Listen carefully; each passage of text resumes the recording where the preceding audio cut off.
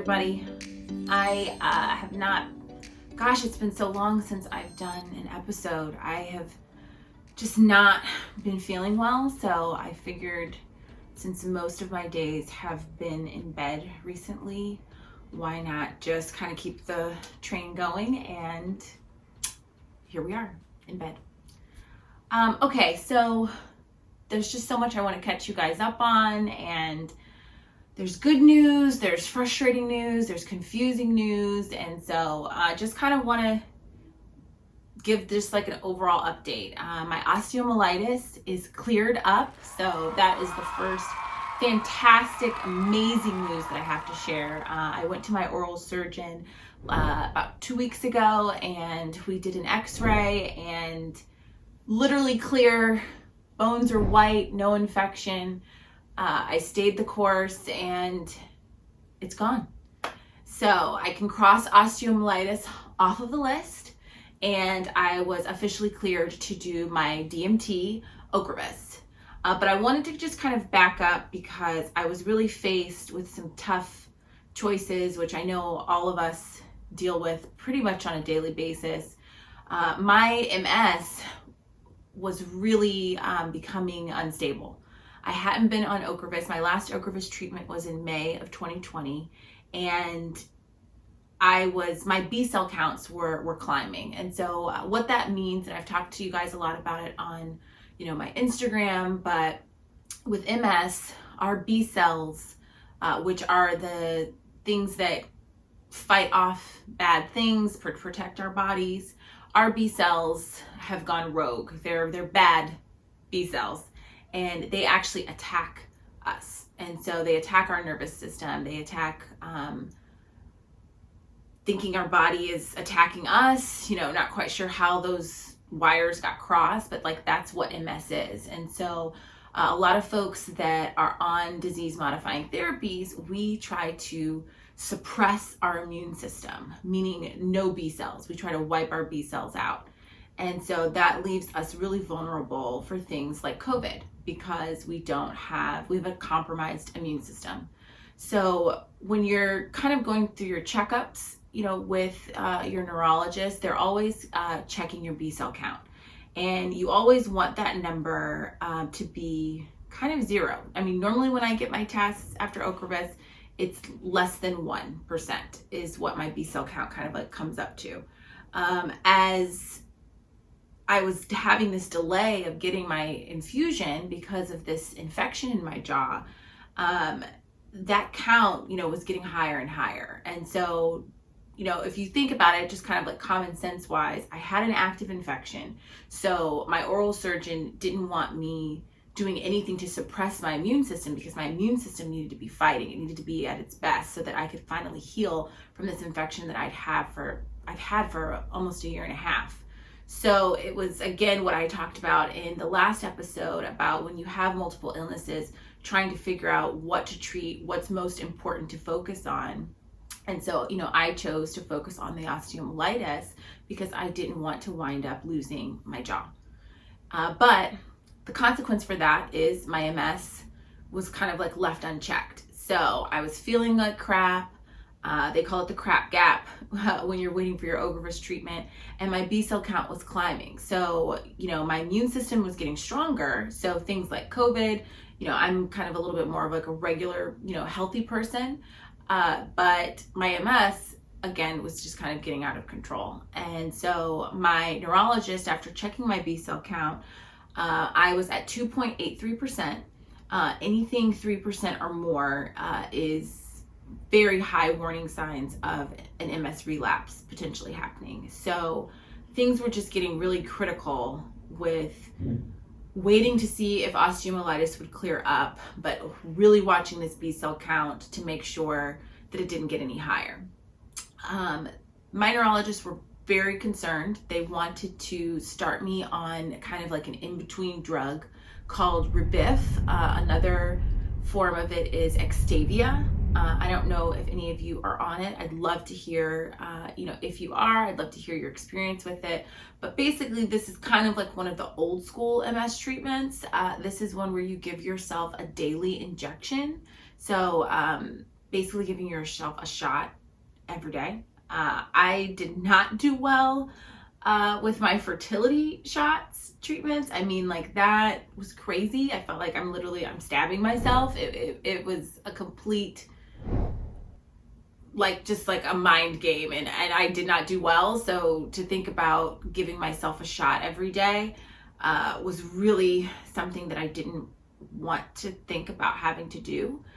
I looked up a lot of the side effects for, these drugs, and you're looking at, issues or reactions to like where you're injecting, severe nausea, dizziness, a lot of fatigue, things that I'm kind of already feeling on a daily basis. And it seemed like these side effects were a broad, something that happened often with folks, so I'd love to hear from you guys. Like, do you experience these side effects? It seems like they're pretty common. They're not that far, and few between. And so I just was really upset with like the choices that were like laid out for me. Additionally, it takes about a month for this drug to even kind of kick in. So I'm like, okay, I'm on the edge of a relapse. I'm waiting to find out about osteomyelitis. You want me to shoot myself up every day, and this stuff isn't even going to work for 30 days. So what's protecting me in this in-between time? And so I really had to realize that I was in control. I'm in control of my health, and we all are in control. This is our body. It's for us to decide. It's the same conversation that we talked about when choosing which illness to focus on. I ultimately said, I want to wait. I want to focus on osteomyelitis.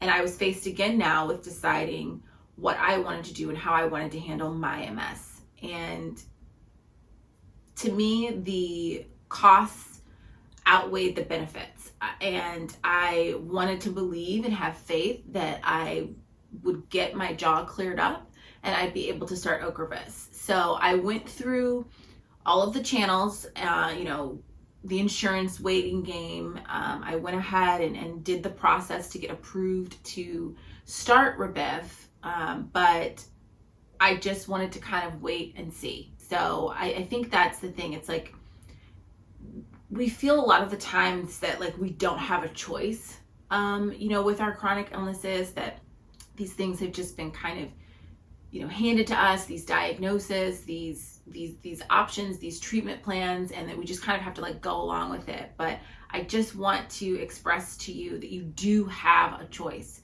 You always have a choice. It might not feel like it. The choices might suck.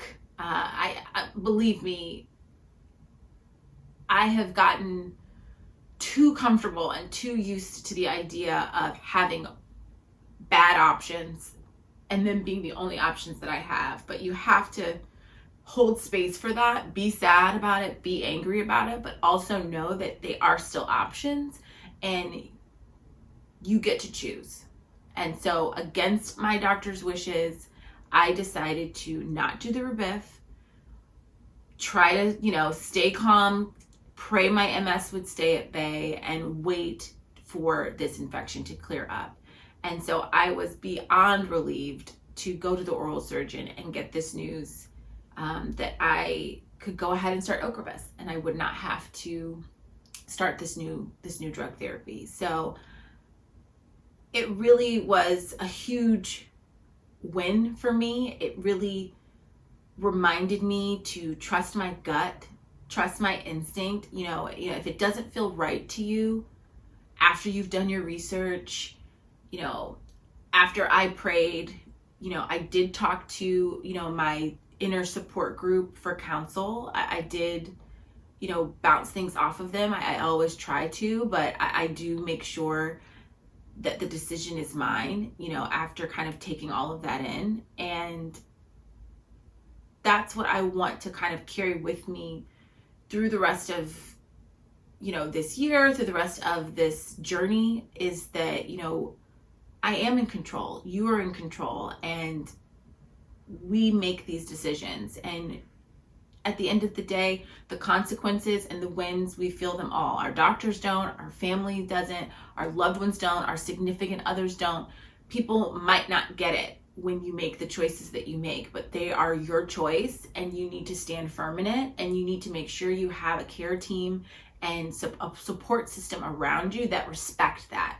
I think that's the biggest thing, is once you do make that decision for your health and for your body, making sure that you have people that are going to back you up and believe you and trust your gut and trust your choices. I am so grateful that I have a care team that gives me the options and lays it out. And yes, they do get pushy. Yes, they do push to try to like tell me what it is that they think I should do. My family is very opinionated. My friends are just like me, type A, outspoken, lots of opinions, but at the end of the day, they do fall back and let me be the one, to decide what to do, with my life and with my body.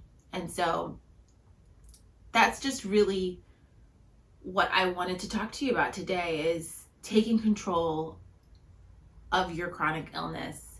And I know that it can feel like we're just flailing in the wind. I feel like everything is so reactionary. I feel like I can't ever make a plan. I feel like I can't commit to anything or look too far down the road because I'm waiting for a test result.